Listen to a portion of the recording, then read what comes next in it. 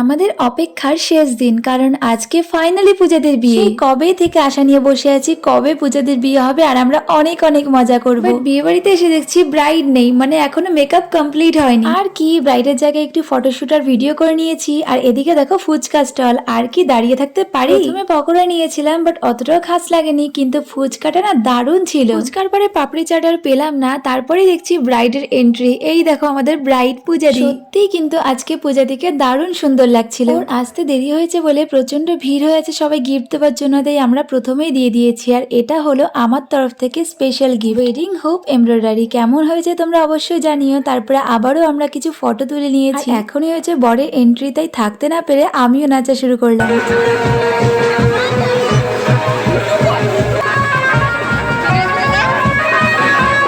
চলো, অনেকটা দেরি হয়ে গিয়েছে, আমাদেরকে তো আবার বাড়িও ফিরতে হবে। সো আজকের মতন বাই বাই।